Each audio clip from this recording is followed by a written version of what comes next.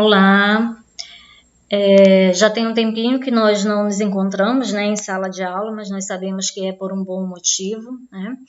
É importante nesse momento que a gente fique realmente em isolamento social para a gente tentar aí, minimizar os impactos desse vírus aí na nossa sociedade.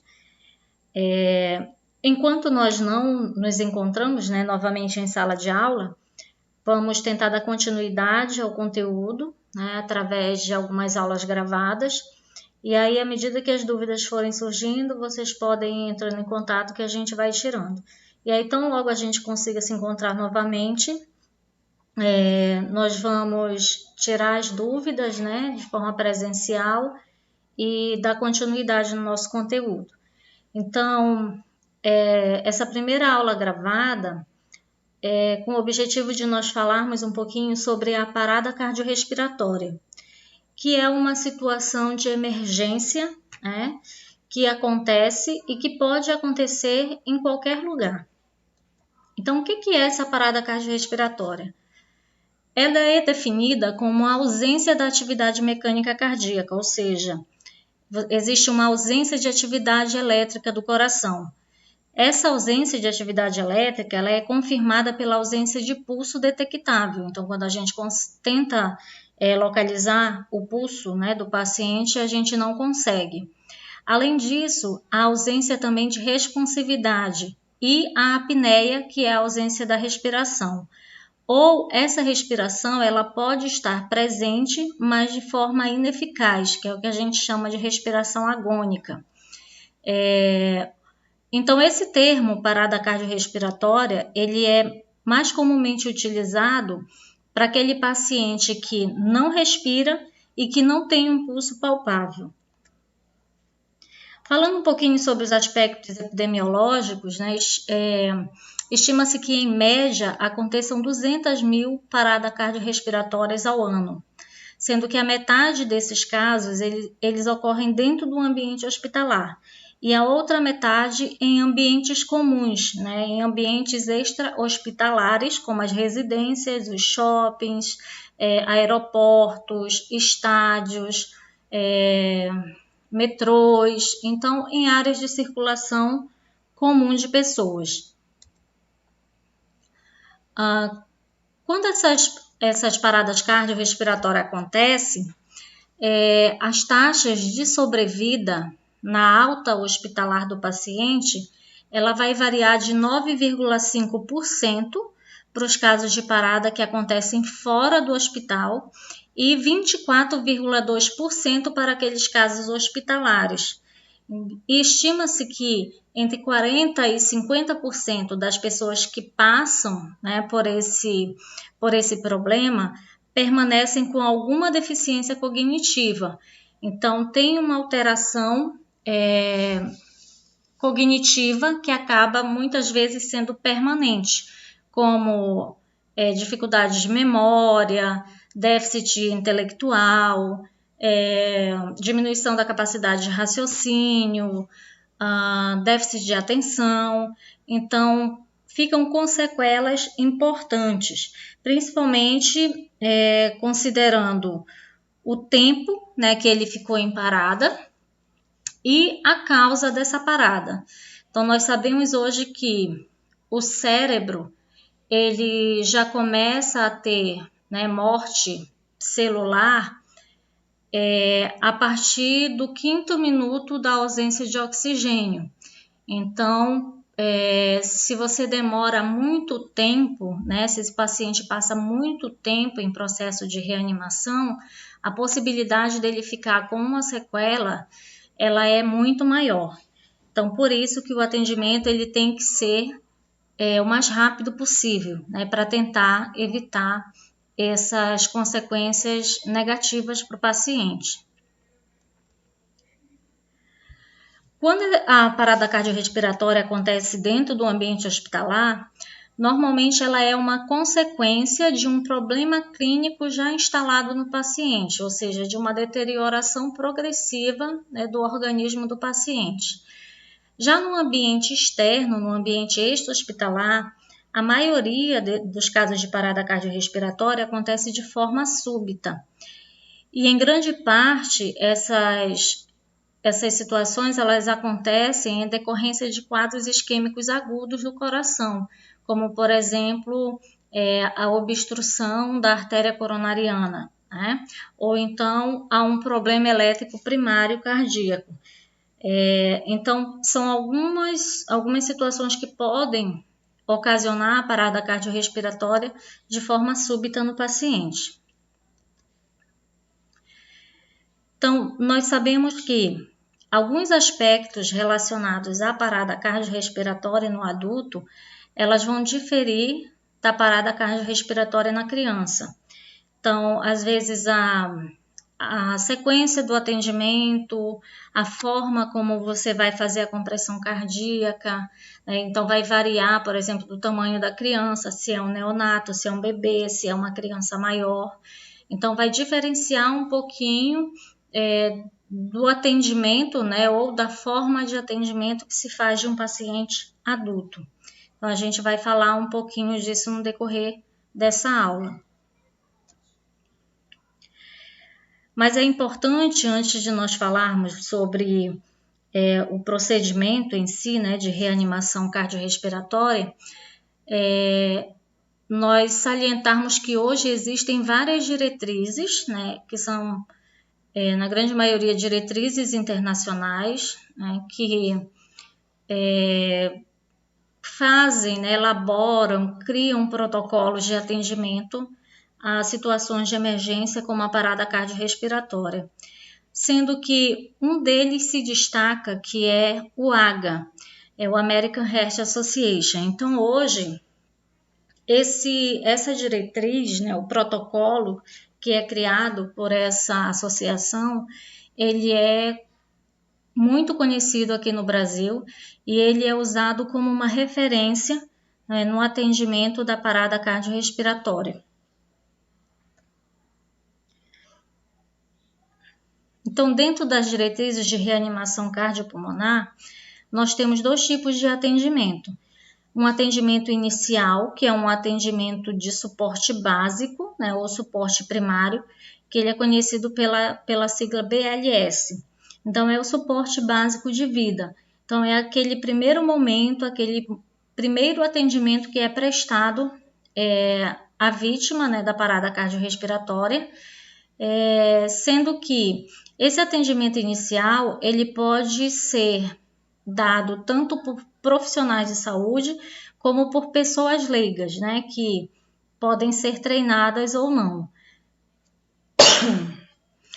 E existe também o atendimento avançado, né, ou suporte avançado de vida, que é o ACLS, que aí é um atendimento especializado, que é um atendimento secundário àquele atendimento inicial, né, que aí vai ter um suporte maior de equipamentos, de procedimentos invasivos. Nesse primeiro momento aqui, nós vamos estar falando sobre o suporte básico de vida. E aí, em uma próxima aula, a gente vai falar sobre suporte avançado.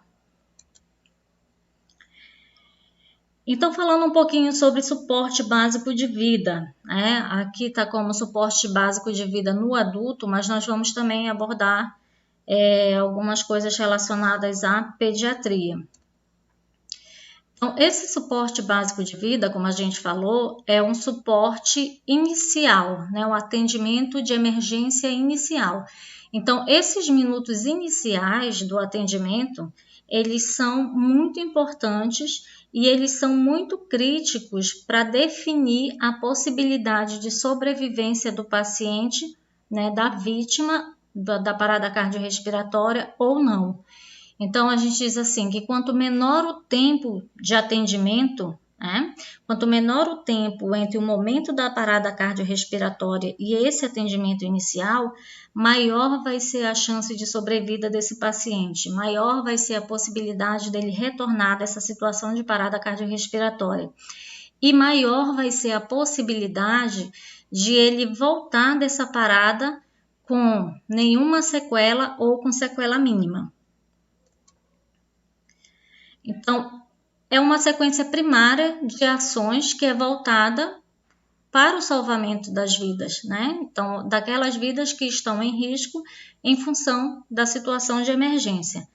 Se essas ações elas não forem realizadas de maneira adequada, então a possibilidade de sobrevivência da vítima de parada cardiorrespiratória ela acaba se tornando baixa. Então, por isso que é importante, né, ter, se esse atendimento ele não for feito por um profissional, que ele seja feito por um leigo, mas um leigo que tenha uma noção, né, do que o que precisa ser feito, ou que pelo menos consiga manter a calma, né, para ouvir as orientações da regulação médica do serviço de emergência. Então, hoje, o protocolo, né, do AHA, do American Heart Association, ele enfatiza a questão do treinamento para leigos, né? Por quê? Porque se eu tenho um indivíduo leigo, né, que sabe o que fazer, ou que tem uma noção do que fazer, isso vai aumentar e muito a probabilidade, né, de a vítima ela ser atendida da maneira adequada em um curto tempo, diminuindo assim a possibilidade de óbito do paciente e diminuindo também a possibilidade dele ficar com alguma sequela. Quando nós falamos em suporte básico de vida,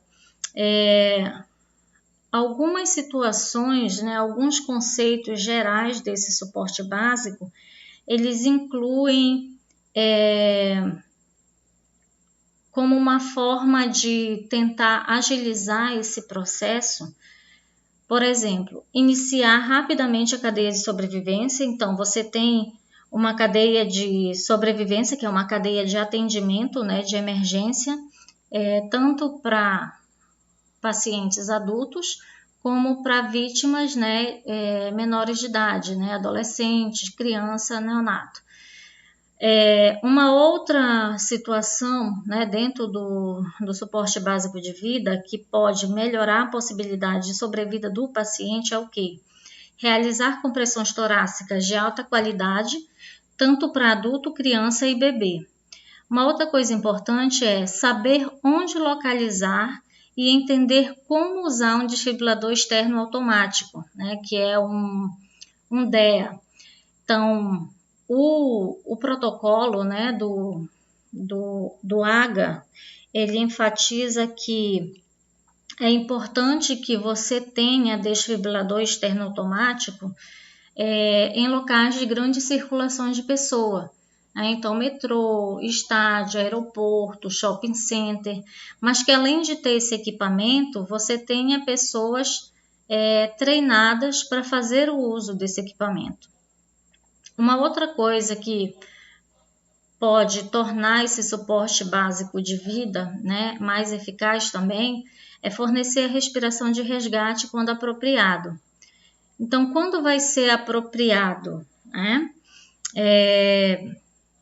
Hoje a gente sabe, né, pela atualização do novo protocolo, que essa respiração de resgate, né, que é prestada pelo profissional ou por um leigo, ela tem que ser feita quando você tem dispositivo adequado para isso, né? Nós vamos falar desses dispositivos mais lá à frente um pouquinho. E também foi identificado que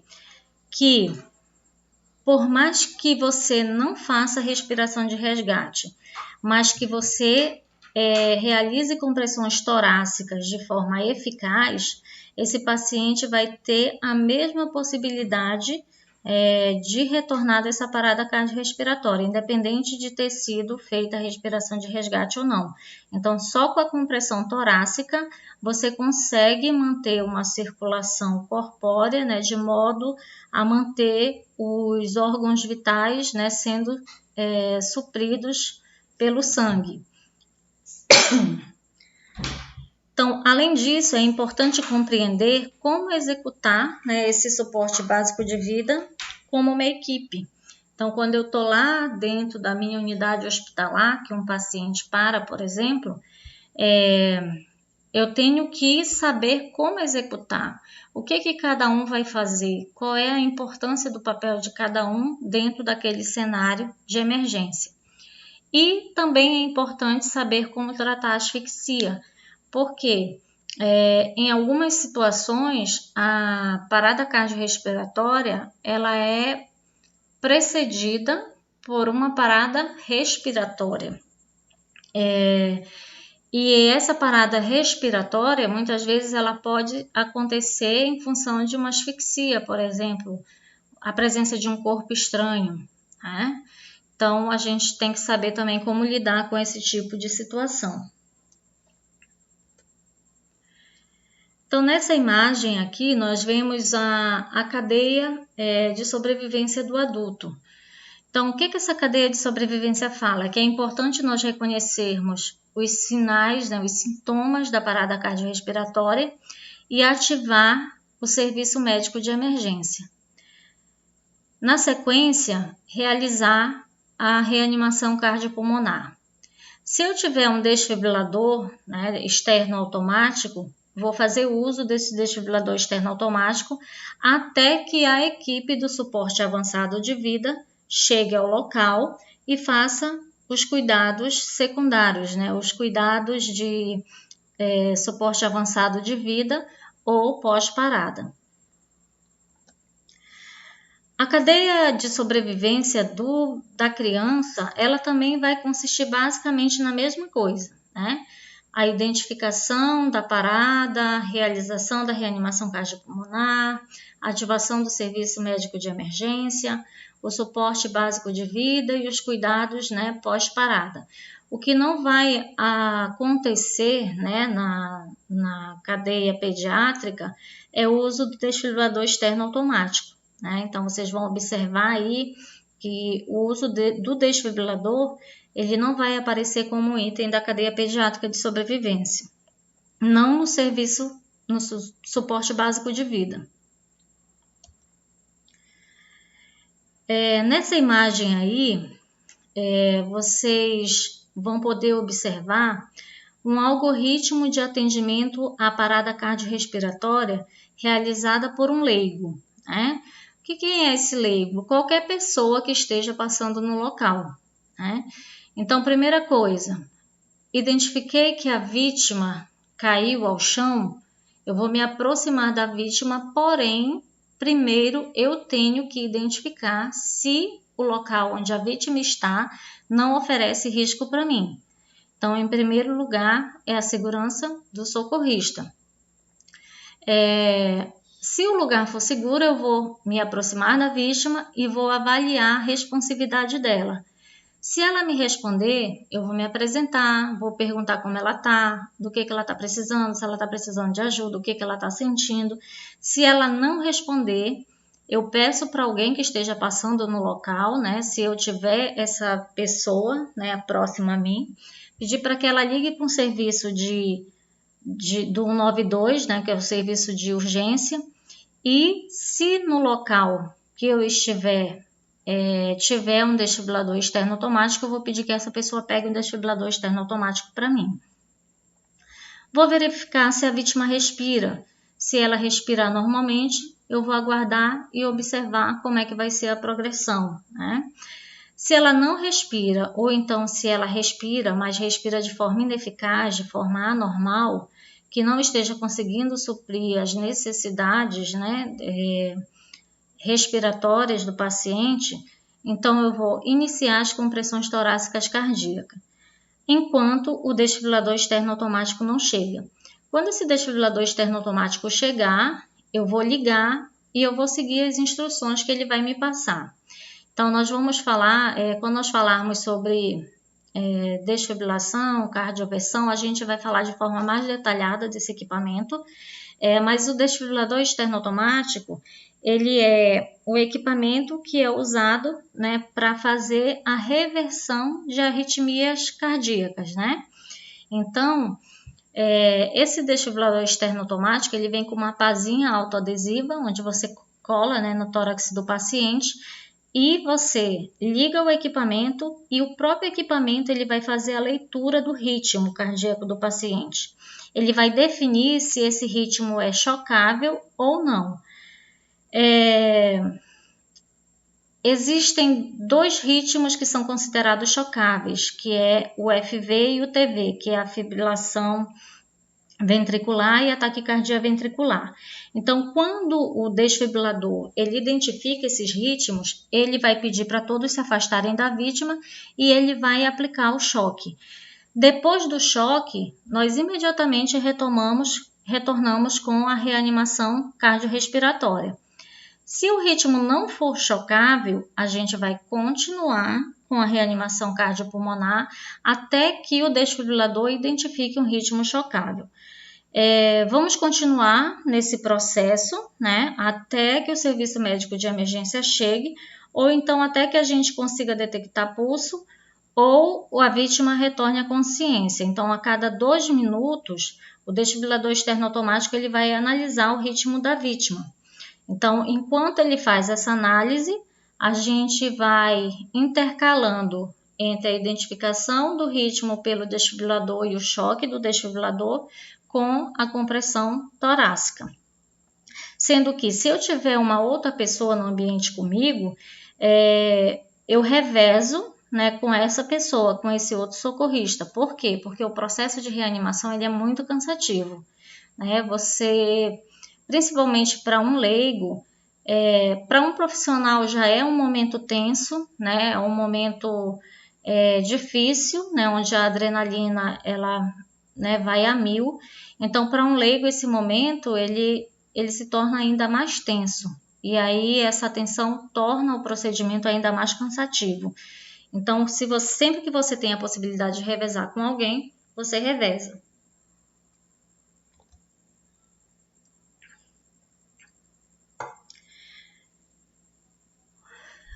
Duas coisas importantes, né? Os socorristas não treinados, eles devem iniciar a reanimação cardiopulmonar somente com a supervisão, com a orientação do serviço médico de emergência. Então, o que acontece hoje, né, as bases dos serviços de urgência e emergência, eles têm, né, na sua regulação médica, tanto médico como enfermeiro treinado para passar orientações por telefone para pessoas leigas, né, que vivenciam uma situação de emergência, mas não sabem ao certo como agir. Então, logo que a pessoa leiga ela encontra o indivíduo caído, né, ela já liga logo, identifica a pessoa sem responsividade, liga para o serviço de urgência e aguarda as orientações para proceder à reanimação enquanto o serviço de atendimento móvel não chega. Os socorristas treinados, né, devem continuar esse atendimento inicial do leigo, fornecendo a reanimação cardiopulmonar com a respiração artificial, né, porque é preconizado, né, e nós supomos que os atendimentos móveis eles têm os equipamentos de suporte adequados para esse tipo de situação.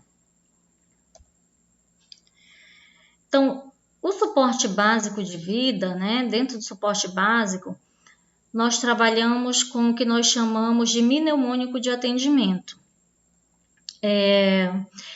Até 2015, se trabalhava com o mnemônico ABCD, né, onde vinha em primeiro lugar as vias aéreas, né, abertura de vias aéreas. Sendo que em 2015, o protocolo ele passou por uma reformulação, né? A cada 5 anos esse protocolo ele é reavaliado. Então ele foi reavaliado em 2010, foram feitas atualizações, em 2015 foram feitas novas atualizações e agora em 2020 devem ser feitas uma nova revisão, né, para verificar a necessidade de atualização do protocolo. Mas em 2015, na atualização de 2015, esse mnemônico ABCD ele foi mudado para o mnemônico CABD primário, onde cada letra dessa corresponde a uma ação, né? Então, o C, ele está relacionado ao checar. Checar o quê? Checar a responsividade da vítima, checar a respiração. Se eu identifico que o paciente não responde, não respira, chamo por ajuda, checo o pulso e, se está sem pulso, compressão torácica. O A, de abertura de vias aéreas, o B, de boa ventilação, e o D, de desfibrilação. Então, a gente vai ver o passo a passo, né, desse mnemônico agora no decorrer. Então, olha só, no C, né, de checar, nós vamos checar o nível de alerta desse paciente. Como é que está a responsividade dele? Como é que eu posso fazer isso?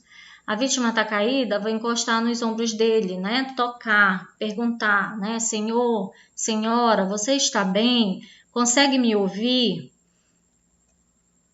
Se a pessoa ela não responde, né? A gente vai tentar deixar essa pessoa, o que a gente chama de DDH, que é o decúbito dorsal horizontal. Então, vai deixar essa vítima, vai rolar essa vítima de uma maneira que ela esteja com o tórax para cima. Só que tem um detalhe. Quando essa vítima, por exemplo, ela sofreu uma parada cardiorrespiratória em função de um acidente de trânsito, um atropelamento, eu tenho que suspeitar que essa vítima ela pode ter uma fratura de coluna.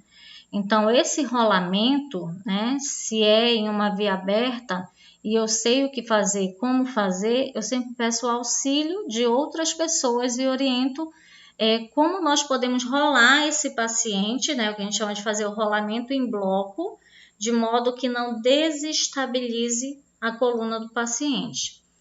E vamos colocá-la em uma superfície rígida, no chão, porque se eu vou, por exemplo, eu estou na rua, né? Ou eu estou, por exemplo, dentro da minha casa e alguém parou dentro da minha casa, eu não vou colocá-la em cima de uma cama para fazer reanimação. Por quê? Porque o colchão, ele é mole, ele é maleável.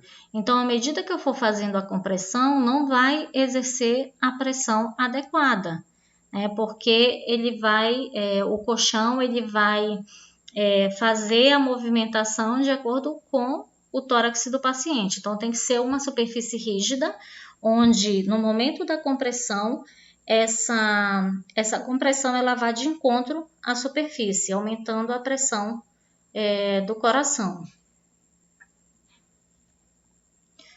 A checagem do pulso, né? A checagem desse pulso ele deve ser feita não em pulso periférico, né? A gente checa em pulso central, de imediato pulso carotídeo, né? Aí como vocês podem ver na imagem.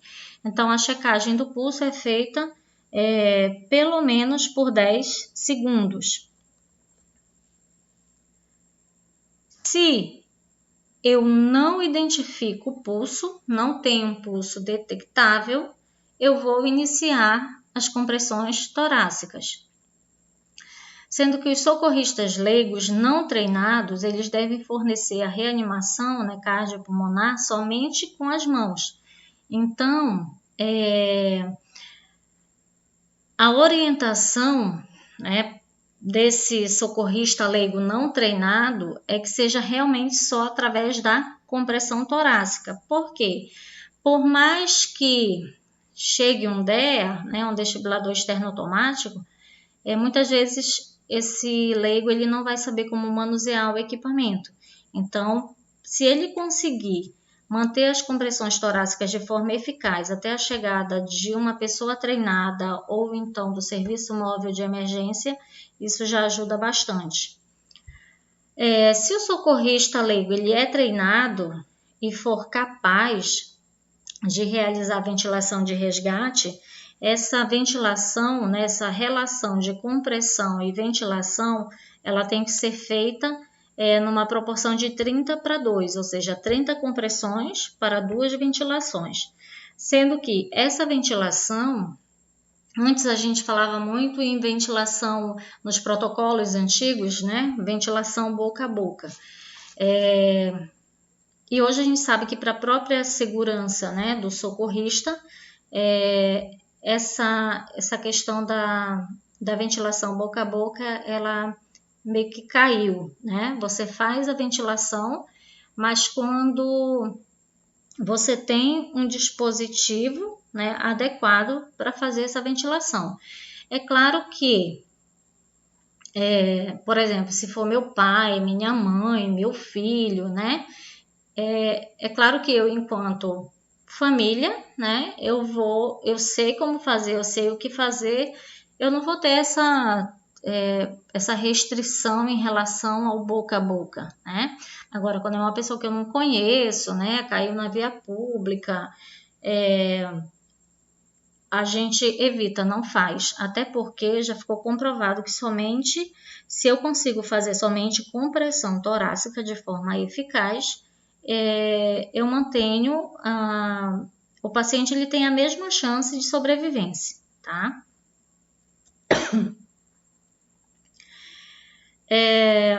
Vou abrir só um parêntese aqui, né, porque nós falamos sobre a questão da desfibrilação.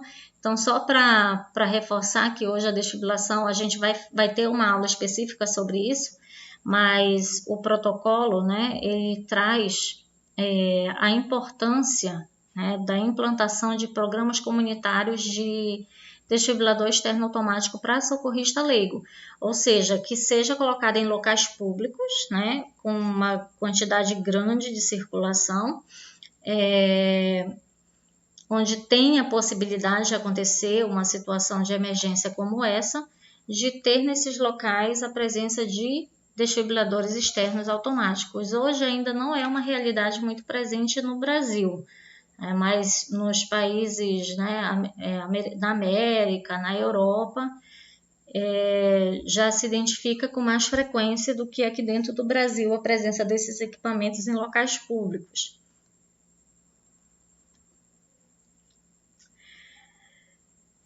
Então vamos lá, falando sobre o atendimento, né, para profissionais de saúde. Primeira coisa, segurança do local.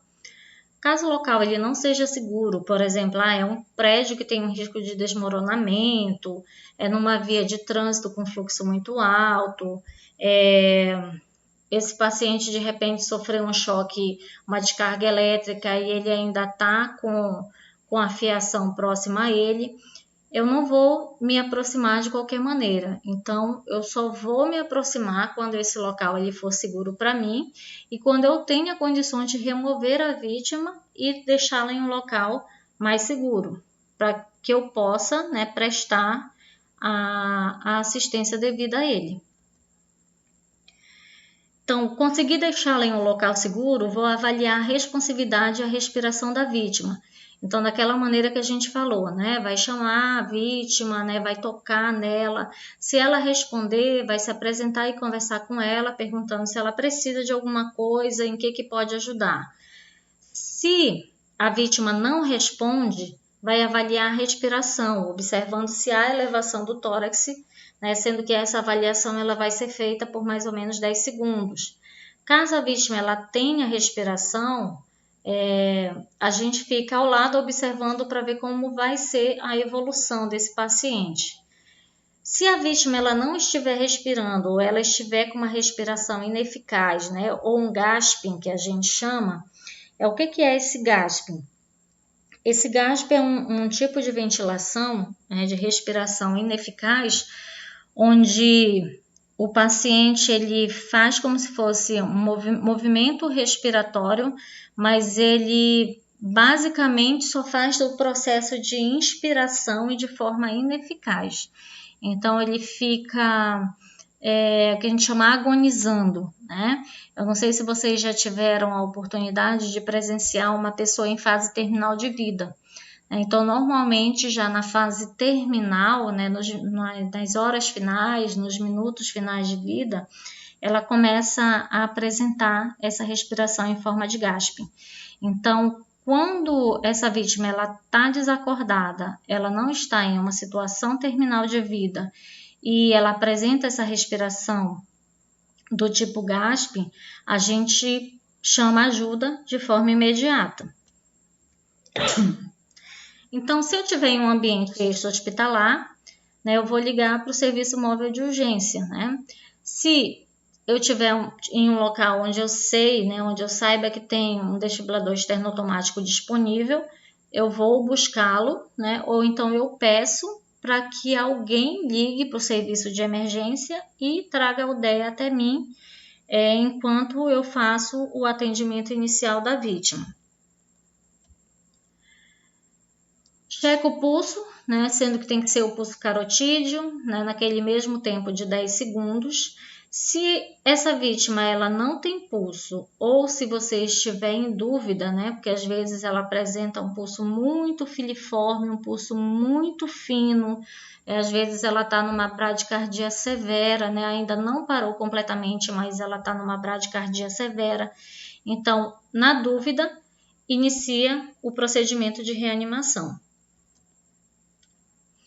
Sendo que quando eu tenho apenas um socorrista, né, e eu sei, né, aí na imagem ele mostra, né, só para mostrar a relação compressão-ventilação, ainda a respiração boca a boca, né, mas desconsiderem, né, é só mesmo para ilustrar a questão da relação, né, da realização de compressão e ventilação.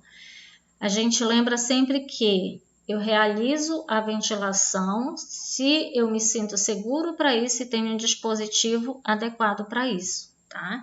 Então, se isso acontecer, aí eu realizo, né, o ciclo na proporção de 30:2. Então, se eu vou intercalar compressão com ventilação, no adulto vai ser 30:2. A gente vai ver que se eu faço só compressão, essa quantidade de compressões ela é diferente. Então, se eu tenho 2 socorristas, é importante que haja a troca dos papéis, né? Então, enquanto um está na ventilação, o outro está na compressão, porém, a cada 5 ciclos de compressão e respiração, o que está na ventilação vai para a compressão e o que está na compressão vai para a ventilação. Né? Lembrando sempre que um ciclo ele consiste na proporção de 30 compressões para cada 2 respirações. Como é que eu vou realizar essa compressão torácica? Né? Posicionar ao lado da vítima, né? Manter, se essa vítima está no chão, eu vou manter os meus joelhos com uma certa distância, né? Minhas pernas, uma da outra, porque isso vai me favorecer uma maior estabilidade, né? No momento que eu estiver fornecendo, fazendo essa compressão. Se eu tenho possibilidade de tirar a roupa dessa vítima, né, de deixar o tórax exposto, é melhor, né?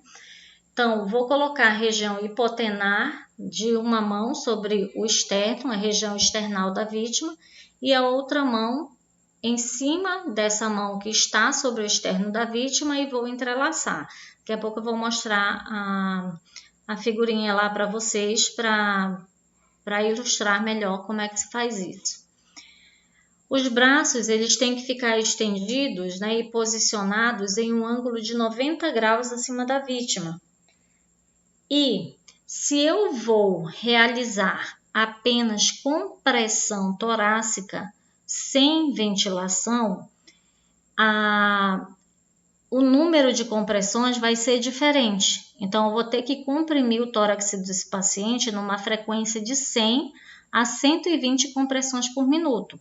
É diferente quando eu tenho um dispositivo de ventilação, uma máscara, né, ou então um outro dispositivo onde eu possa fornecer ventilação, que aí eu vou ter uma proporção de 30:2. Agora, se for só compressão, tem que ser numa frequência de 100 a 120 compressões por minuto.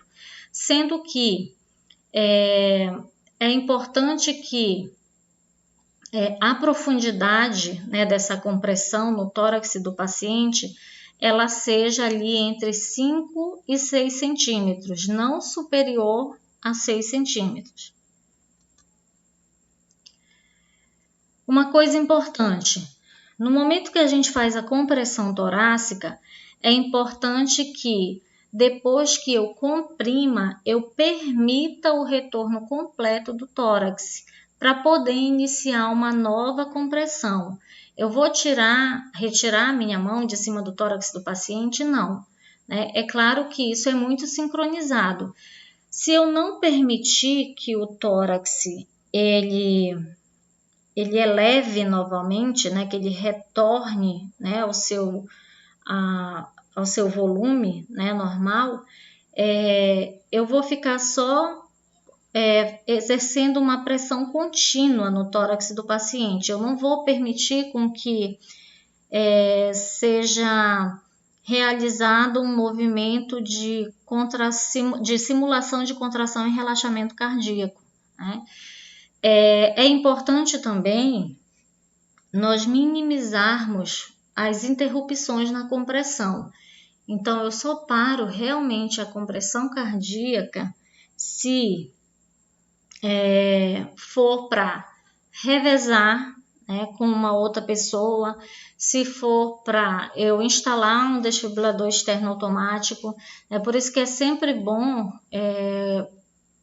sempre que possível, né, se tiver outra pessoa próxima a você, que essa pessoa auxilie, né, e faça o revezamento, porque é bem cansativo. E quando o socorrista ele começa a ficar cansado, a tendência é que essa compressão torácica ela deixe de ser feita com uma boa qualidade, né? Porque você já não tem o mesmo vigor, né? Você já não tem mais, acaba perdendo o ritmo devido à fadiga. Então, em que consiste uma reanimação cardiopulmonar de alta qualidade? Né? Quando a gente consegue manter a taxa de compressão entre 100 a 120 batimentos por minuto, né? Sendo que isso se eu realizar apenas compressão torácica, quando eu consigo manter uma profundidade de compressão entre 2 a 2,4 polegadas para adulto, que aí vai variar aí entre 5 e 6 centímetros, né? E para criança cerca de 1,5 polegada, né? Que dá ali mais ou menos entre 3 e 4 centímetros. É importante permitir o retorno do tórax, né, de forma completa após cada compressão, minimizar as interrupções, né, no procedimento de reanimação, exceto quando for para usar o desfibrilador ou para alterar as posições do socorrista, e fornecer a reanimação cardiopulmonar com uma equipe sempre que possível, né? Então, quanto mais pessoas você tem ao seu redor, né, mais pessoas que vão ajudar, né, não pessoas que vão tumultuar o procedimento, é melhor. Então, aí nessas imagens, você vê o quê? Como é que eu faço a identificação do ponto correto para posicionar a minha mão para fazer a compressão torácica? Então, nós temos, né, aqui o rebordo costal, né, aqui das costelas. Existe o ponto de encontro que é o ponto medial, que é a área external. Então, lá na pontinha do externo, eu tenho o processo xifoide. Então, eu vou passando o dedo, né, pelo rebordo costal, até localizar o meu processo xifoide. Nesse processo xifoide, eu vou marcar 2 dedos, né? E acima desses 2 dedos, eu vou colocar a minha mão, que vai ficar por baixo. Então, no homem, né, é mais fácil a gente localizar diz assim, tem algumas literaturas até que trazem que a posição da mão fica na linha mamilar do paciente, né? Então, no homem, isso é até mais fácil, né, de ser identificado. O problema é que, por exemplo, a mulher, dependendo do volume da mama, da densidade da mama, isso pode influenciar, né? Então, por isso que a gente usa aí o processo tifoide como um ponto de referência para fazer a marcação e fazer o posicionamento da mão. Nessa outra imagem, ela mostra a angulação, né, do tórax do paciente em relação do socorrista em relação ao paciente. Então tem que ser em um ângulo, né, de 90 graus. Então eu tenho que ficar de um modo onde o meu tórax ele fique, né, na mesma linha do tórax do paciente. Os dois joelhos no chão, com as pernas entreabertas. É claro que se eu estiver em um ambiente hospitalar, professor, o leito do paciente é alto, então vamos pegar uma escadinha de 2 degraus, né? Ou então, dependendo do local onde o paciente esteja, as camas podem ser automatizadas, então você tem como regular a altura da cama para ficar num tamanho apropriado, né? Numa altura apropriada para deixar essa angulação de 90 graus. Se o paciente está num ambiente hospitalar, é importante o quê? Normalmente do lado do carrinho de emergência fica uma tábua de reanimação. Por quê? Porque o paciente ele vai estar normalmente em cima de um leito. Então, para que a gente torne essa compressão torácica eficaz, né, como nós falamos, tem que ser sobre uma superfície rígida. Então, a gente coloca essa tábua de reanimação embaixo do paciente para poder aumentar a eficácia da compressão torácica. Então, mãos no centro do tórax, a mão dominante, né, que é a minha mão de uso comum, né, vai ficar embaixo. É claro que isso é muito relativo, né, tem que ser como a gente se sinta melhor. Afundar o tórax do paciente em 5 centímetros, não superior a 6, isso considerando o paciente adulto, né? Sendo que eu tenho que permitir que esse tórax ele retorne à posição original e essa compressão torácica, se eu realizo apenas compressão, tem que ser numa frequência de 100 a 120 compressões por minuto. E se eu estou em 2 socorristas, por exemplo, ou então eu tenho um dispositivo de ventilação, né, para fornecer ventilação para o paciente, essa proporção ela vai ser numa frequência numa proporção de 30 frequências, né, de compressão torácica para duas ventilações de resgate. E é importante sempre que possível alternar o responsável pela compressão a cada 2 minutos. Então, a cada 2 minutos, reavalia para ver se o paciente ele está apresentando, né, pulsação. Se ele não está apresentando a pulsação, é feito novamente a compressão torácica e aí pode haver a inversão de posição dos socorristas. Recomenda-se que essas manobras elas sejam ininterruptas, né? A não ser que vá usar o desfibrilador.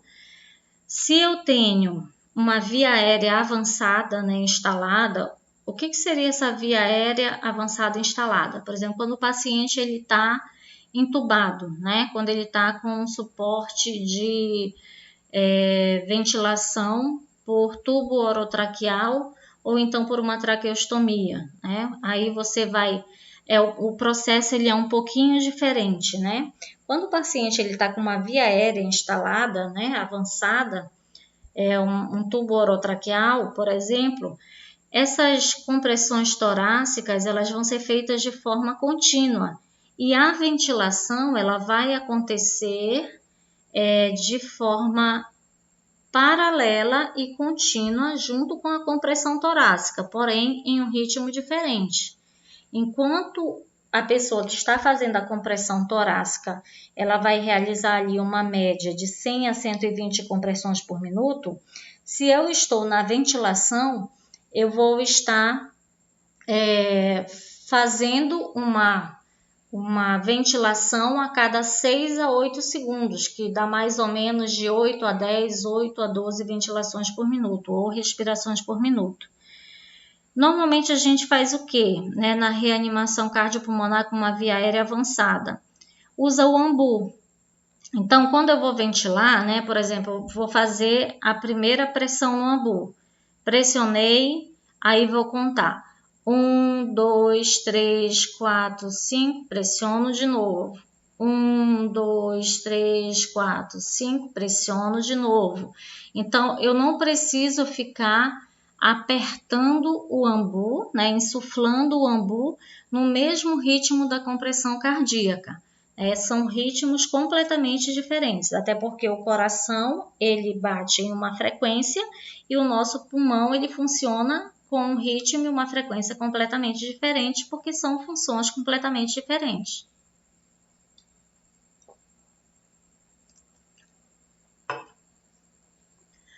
Falando um pouquinho sobre ventilação. Então, assim, para não retardar o início da compressão torácica, a abertura das vias aéreas ela vai ser realizada somente depois que você aplica pelo menos 30 compressões por minuto. Então, você já começa com compressão antes da ventilação. Isso se você for realizar ventilação, se você tem dispositivo adequado para isso.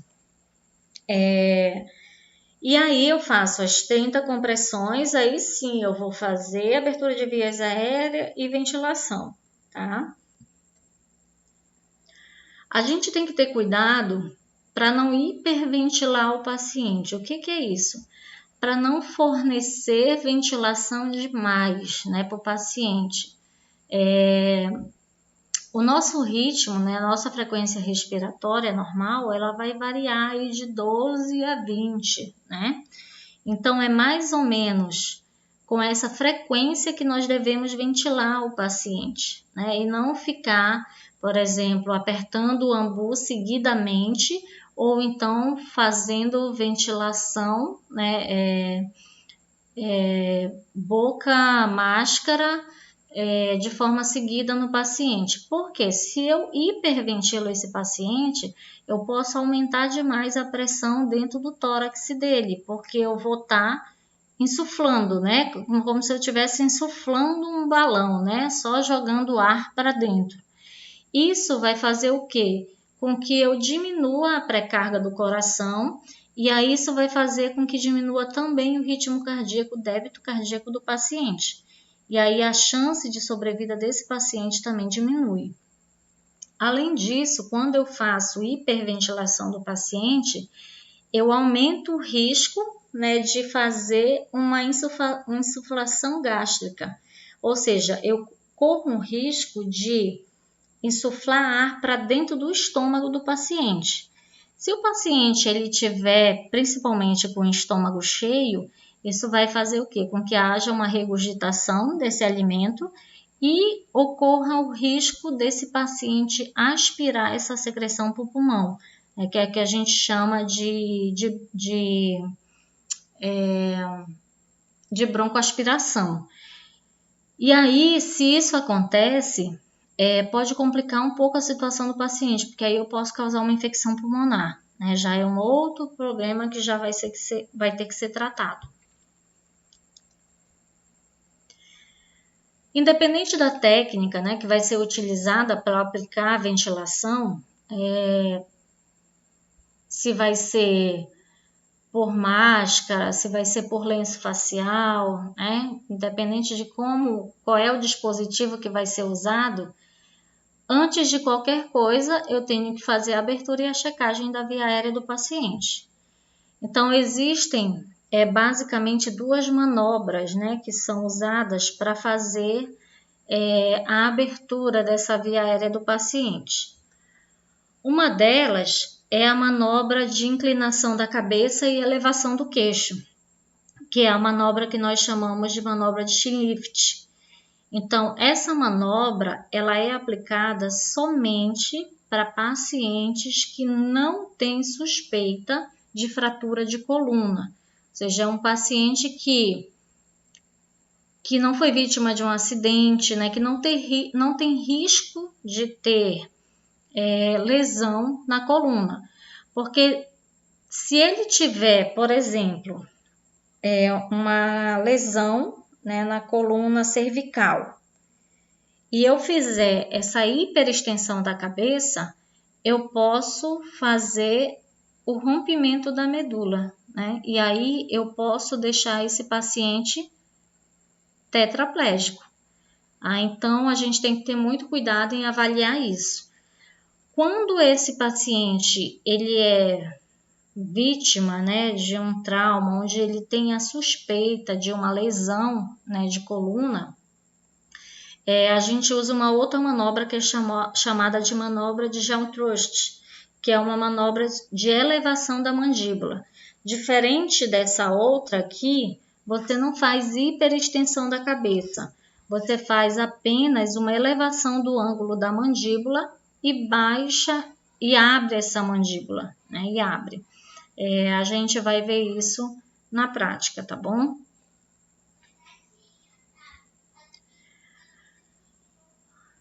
Então, eu fiz abertura de vias aéreas, né, usando aquelas duas manobras, e vou ventilar o paciente. Eu só vou ventilar o paciente se eu tiver um dispositivo adequado para isso.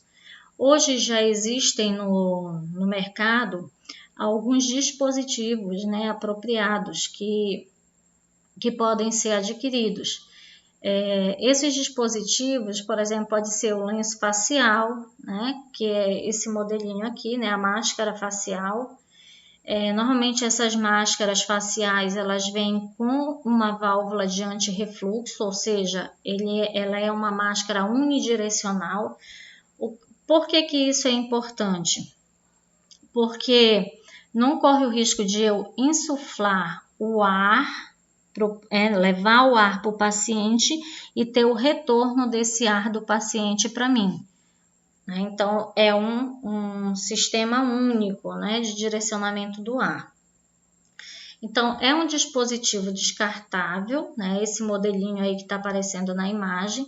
Tem uma válvula unidirecional que fica no centro, né, que é onde vai ficar posicionada a boca do paciente. E essa válvulazinha unidirecional, ela vai impedir que tenha o retorno do ar pela boca da vítima, né, e que você tenha contato com o ar que vem de dentro do pulmão do paciente. Um outro dispositivo, né, para fazer ventilação é o que a gente chama de pocket mask, que é a máscara de bolso.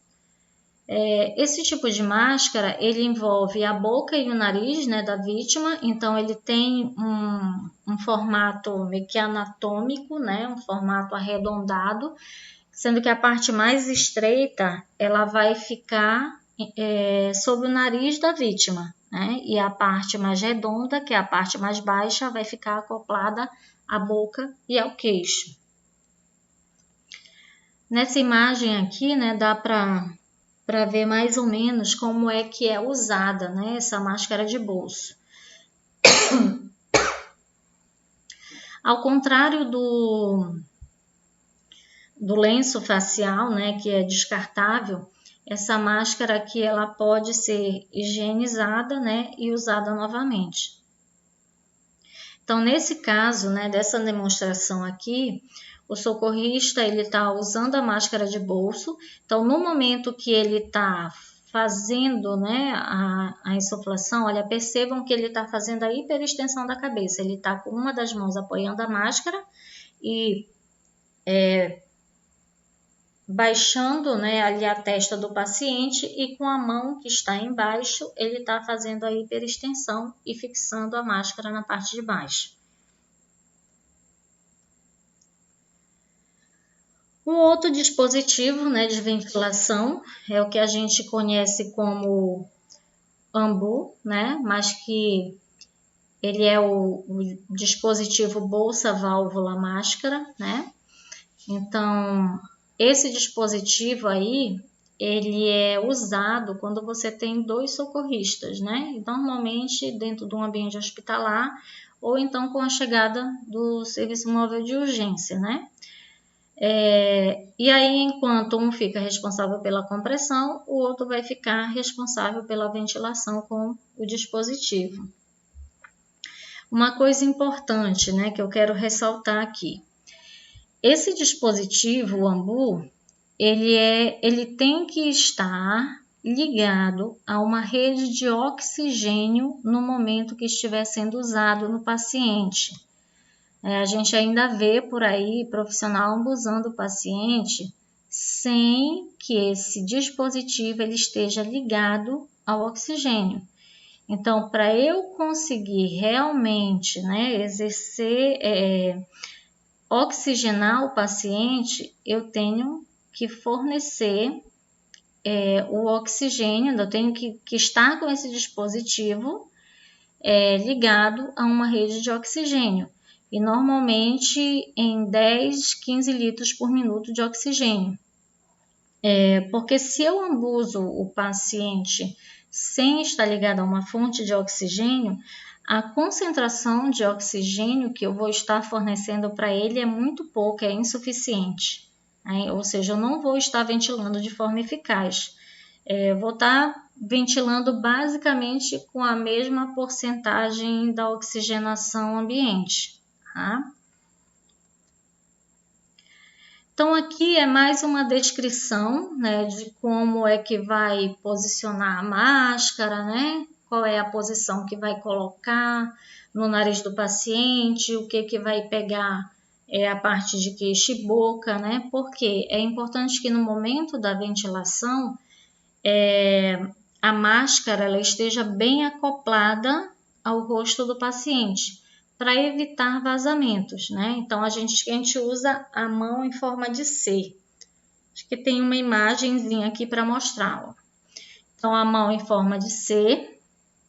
É importante que, por exemplo, se o dispositivo, a bolsa dele for muito grande e eu não consiga ambusar apenas com uma mão, tem a ajuda de uma outra pessoa, de modo que ou essa outra pessoa vai ficar responsável pela fixação da máscara ou pela insuflação do ambu, tá? Mas o importante é que não haja vazamentos, né? Quanto mais vazamentos tiver, menos eficaz vai ser a ventilação.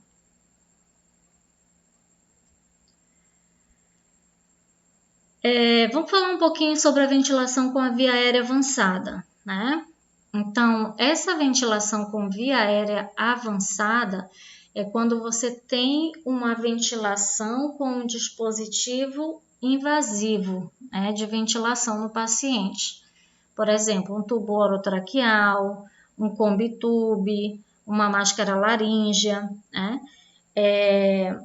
Sendo que quando você tem uma parada cardiorrespiratória em um paciente que está com uma via aérea avançada, essa dinâmica de reanimação, né? Só lembrando que ela é um pouquinho diferente, né? Você não vai alternar compressão e ventilação.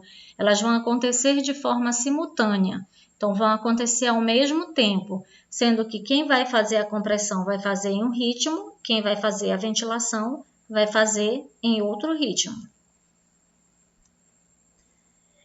Então, aqui é uma imagem, né, de demonstração, né, de um paciente com uma via aérea avançada. Nesse caso aqui é um tubo orotraqueal, né? Então, normalmente o paciente, para ele ser entubado, né, lembrando aí um pouquinho da nossa aula anterior, né, quando nós falamos sobre avaliação neurológica, né, do paciente, ele vai estar ali com um Glasgow bem baixo, né, ali a partir de 8, né, de Glasgow, na escala de coma de Glasgow. Então, se ele tem desconforto respiratório ou ausência de respiração, ou desconforto respiratório e rebaixamento de nível de consciência, onde ele não consiga manter essa ventilação eficaz, ele é entubado. Então, normalmente ele é colocado em uma via aérea avançada.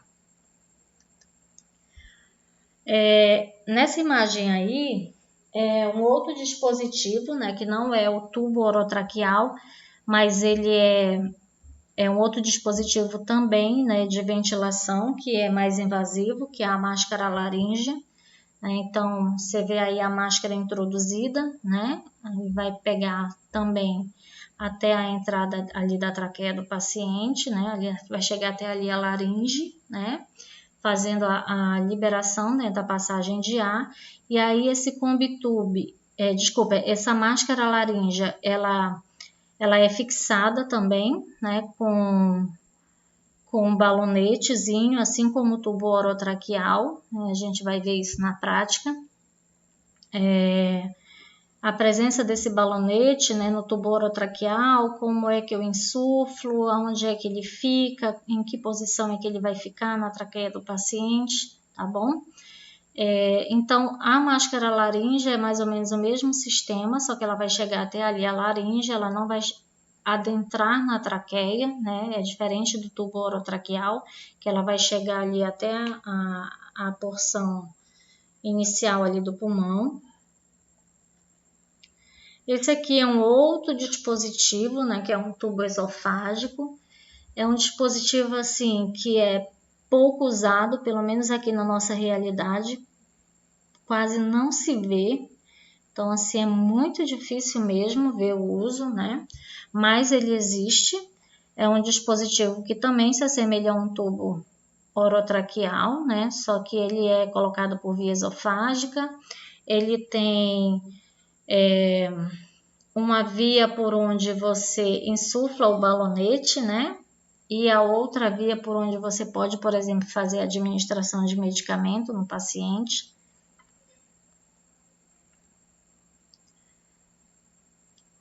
Lembrando que quando a gente fala em ventilação, né, em vítima com apenas parada respiratória, ou seja, esse paciente ele respira, mas respira de forma ineficaz, né, ou quase que imperceptível, porém ele ainda apresenta pulso, né? Nesse caso, quando isso acontece, a gente vai realizar apenas a ventilação, tá? E vai acompanhando se vai voltar à normalidade ou se o paciente vai evoluir com parada cardíaca também. Ok? Então, assim, nessa primeira aula é para nós termos assim, uma visão geral, né, dos procedimentos de reanimação cardiopulmonar. É claro que tão logo a gente tem a oportunidade de se encontrar em sala de aula, né, de forma presencial, nós vamos ver isso também na prática, tá bom? Até a próxima!